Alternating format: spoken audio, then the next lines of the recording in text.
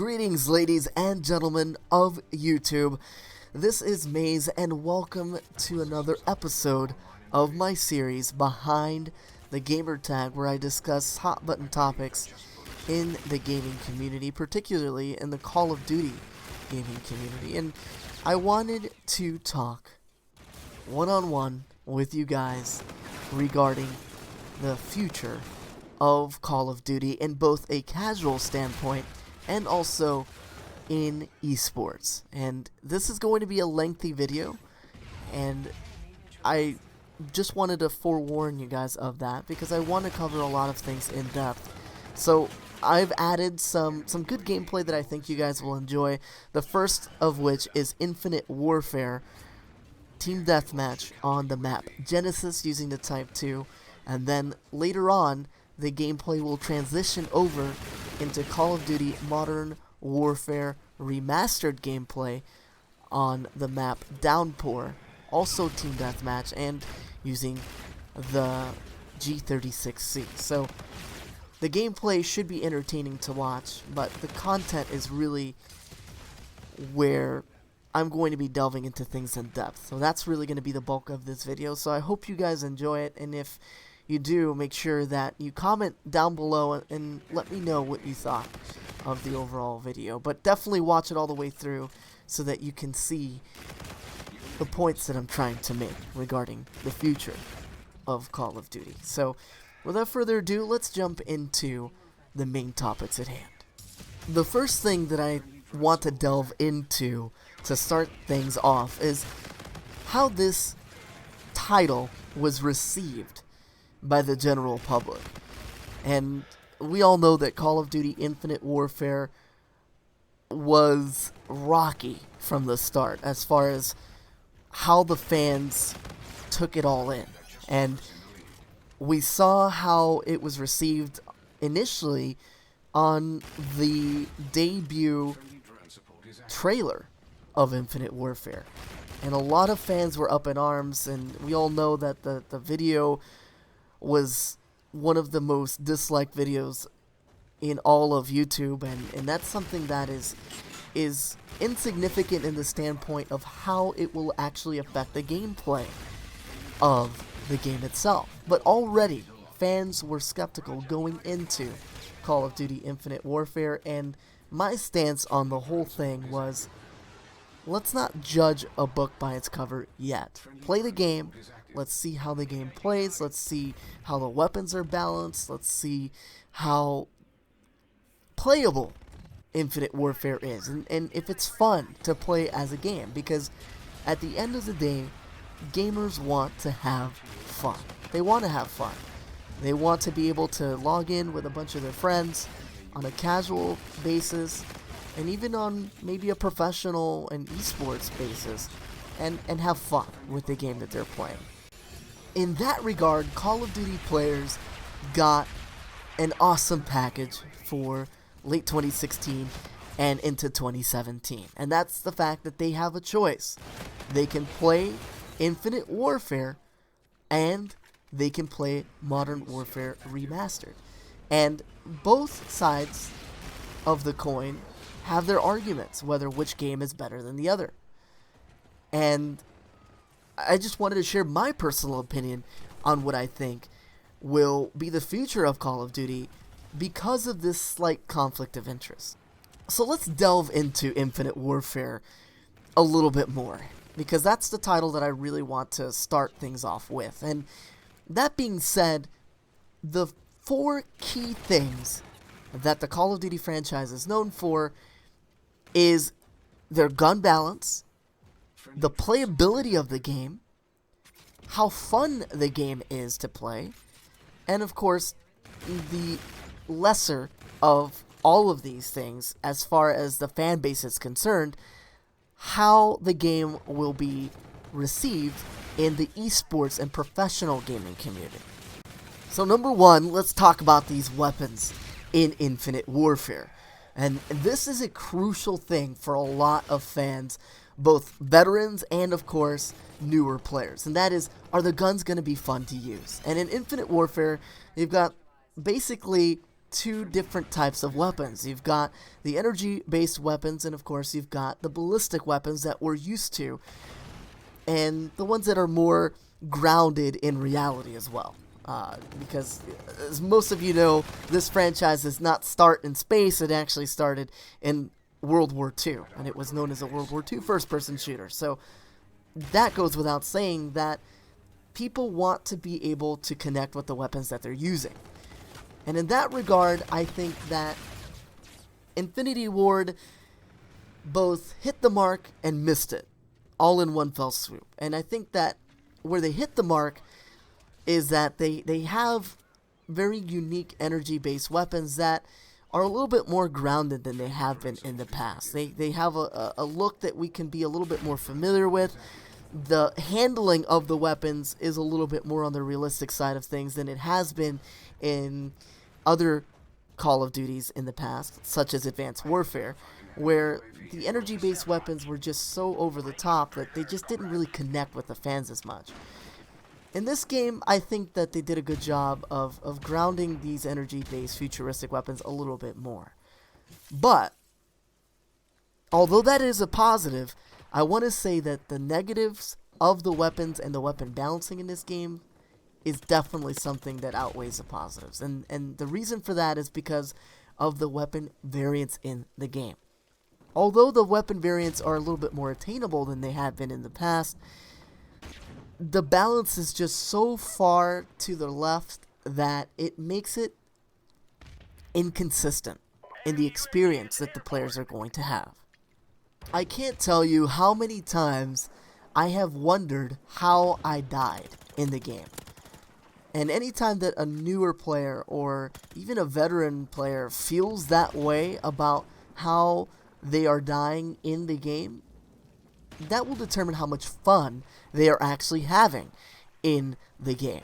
And because of that, I think that Infinite Warfare is most likely one of the worst Call of Duties that I have played in the 12 years that I have been playing this game, both in a casual standpoint in public matchmaking and also on the professional eSports side of things, where I competed and also have worked in the eSports community since then. So in that regard, it's a harsh review, but I think that that is the most honest that I can be in regards to how I feel about how fun Infinite Warfare is to play when it comes to the weapons.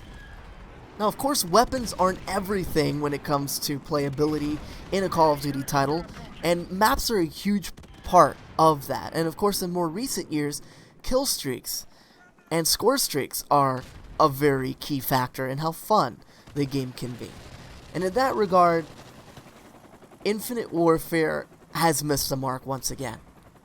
Just the flow of the multiplayer maps, or most of the multiplayer maps in Infinite Warfare, are so chaotic that the fun factor dissipates very quickly, because you spend more time watching kill cams than you do figuring out a way to engage the enemy on the map. And whenever there's a engagement where you're really having to look in 8 different directions and trying to figure out where these enemies are coming from or where they're spawning from if you're playing a respawn game type, that is something that is heavily influenced by the map design. And in that regard, I am just not a fan of the map design in Infinite Warfare. Now, you guys are probably thinking, okay, Maze, we get it. You're not a huge fan of Infinite Warfare, but how is this going to affect the future of Call of Duty? And to that I really say, Activision has reached a fork in the road. They've released 2 Call of Duty titles and have gotten reception from the fan base on both of those Call of Duty titles.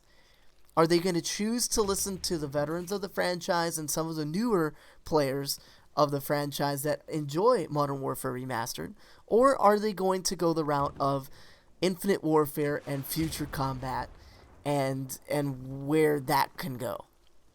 In this regard, sometimes less is more. With Modern Warfare Remastered, you've got boots on the ground combat that we have grown to love. They've remastered the experience. They've added a lot of playability to an 8-year-old Call of Duty title. that at one point was the best-selling first-person shooter and broke every record in the entertainment industry at the time, and it remains to be one of the ultimate first-person shooters in everyone's collection. That is a fact that a lot of people cannot stray away from. And I think that that is what would benefit not only Call of Duty moving forward, but also the esports scene. Because we've seen a lot of growth of the fan base in the Call of Duty esports scene. And I think that that is a good, healthy thing to have in a passionate fan base. And a good first-person shooter will be even better with an esports backing as well. And I do think that Modern Warfare Remastered, out of both of the games from this year, is a more competitive title. Granted, it's a little bit more simplistic than Infinite Warfare is, and it has less game types than Infinite Warfare. But overall, I think that these game types and the maps in Modern Warfare Remastered could potentially cater to newer game types such as Capture the Flag and Hardpoint. And that would make this an even more successful title to have, not only in the professional circuit for professional players to play, but also in the casual aspect. All of this is out of our control. Activision has got to make a decision on what direction they want Call of Duty to go at the end of the day. Are they going to continue to support the boots on the ground combat that Call of Duty was grounded upon? Or are they going to just go into the sci-fi genre and stay there? That is really something that is going to become very apparent this year of what direction they're going to want to go with. And of course, right after, at the end of 2017, we'll be able to look back and say, hey, is this something that I'm going to continue to invest my time in? Or is it time to move on to another franchise? And it's a tough decision, tough year, but it also can be a very good year for the Call of Duty franchise. Now, for a viewership standpoint, on which game I think will do better in esports as a fan and a viewer, I still have to stick with my opinion on Modern Warfare Remastered being the better option in that regard as well. Because a game is going to be enjoyed by the fans if the players that are playing the game are passionate about that game as well. If you're seeing these professional players play your favorite game, then ultimately you're going to be passionate about it, and they're going to be more passionate to get on every single day to play and practice that game. And that's just as simple as that. And that's really what's really going to determine how good Call of Duty esports is going to evolve from this point on. Some of the most successful esports titles in the first-person genre are titles that haven't really changed throughout the year outside of the visuals. And that, of course, I have to mention is Counter-Strike Global Offensive. That game has been successful for so many years. Sponsorships are going completely over the roof for a lot of these teams that are in Counter-Strike, and it's simple. It's fun to watch. It's easy to follow if you are a fan of Counter-Strike. And the same thing can be said about Call of Duty Modern Warfare Remastered. The game's simplicity is actually its strong suit. The fact that it is easy to follow as a viewer, but it's also very, very suspenseful to watch. It's not boring to watch just because it's slower. It's suspenseful. It's building up that combat and those situations in a match even more so than, say, a game like Infinite Warfare, where you're seeing so many of your favorite players die over and over again, or try to contest a hard point and you know, have a power weapon just annihilate the enemy team. It's so chaotic that it kind of takes away from the game, and it takes away from the stakes of the game. The more random things in Infinite Warfare are a potential problem for not only the professional players playing the game, but also the viewers watching the game. And with that being said, that will conclude all of the topics that I really wanted to talk about in this video. And I hope that you guys enjoyed it, and of course if you did, or even if you didn't agree with my points, just let me know in the comment section below or on social media. I look forward to discussing with you guys a little bit more in depth. But for now, that will wrap up the video. Thank you so much for watching, and until next time, this has been Maze. I'll catch you on the next video.